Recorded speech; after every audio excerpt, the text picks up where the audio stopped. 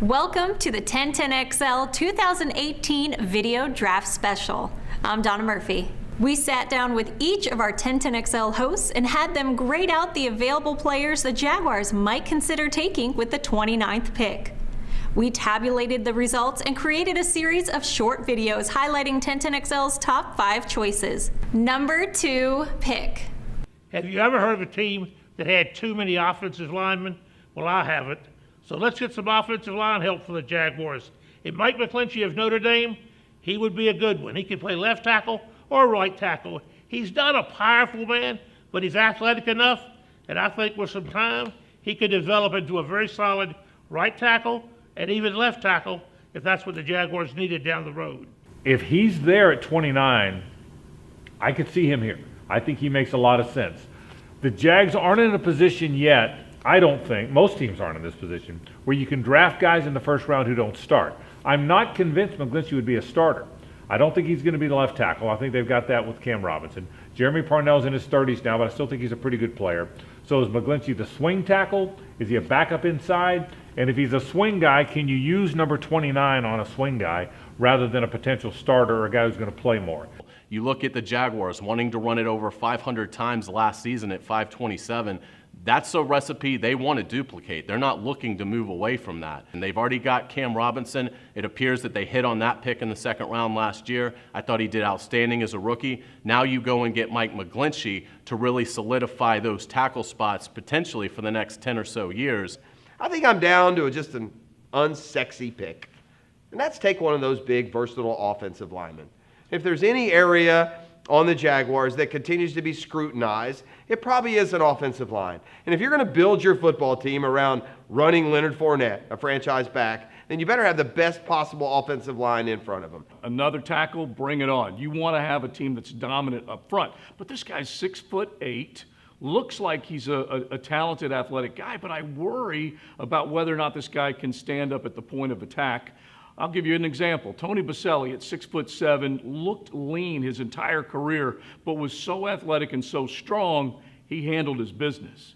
But if you look at Sam Young, just a little bit taller, never really worked out as a tackle in the National Football League to be a regular starter every Sunday in the National Football League. So I'm lukewarm on Mike McGlinchey right now. Started every game since he was a sophomore and has started both at the left tackle and the right tackle positions, so he's very reliable as well. He was a part of the Notre Dame offensive line that was a top 10 rushing attack last year in college football. McGlinchey at 6'8", 309 could actually stand to put on a little bit more muscle to go up against the NFL defensive linemen.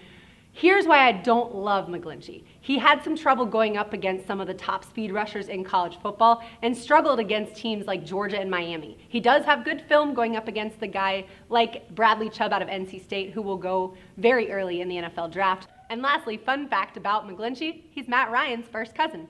Jeremy Parnell is the oldest offensive lineman right now on the Jaguars. They would save $5 million if they were to cut him.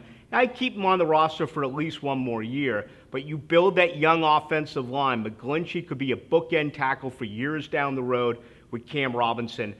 Now, he's a road grader. He's a grinder. Maybe not as quick on his feet as some other people, but that doesn't matter when you're trying to run the football and just create space.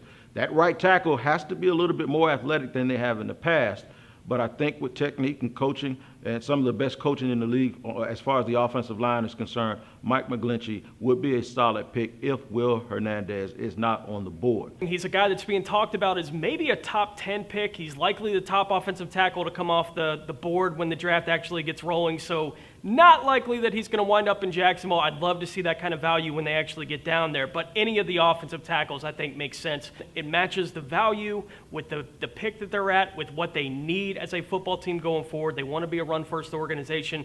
McGlinchey, I think, would be a home run pick for the Jags if he was available to him at 29. Now, whether it's McGlinchey or the best available tackle with the 29th pick, I think the Jags are really going to consider offensive linemen in this spot. McGlinchey could be long gone. We really don't know what the draft stock is going to be through the eyes of all the other teams selecting ahead of Jacksonville, but you want to continue to revitalize what you feel is the strength of your team, and that's running the football. How do you do that? You provide big guys up front, Andrew Norwell, they bring in during free agency. You could certainly see them going with McGlinchey. Even if he doesn't play a lot in 2017, whatever offensive tackle they draft would be the heir apparent on the right side and continue to bolster this offensive line.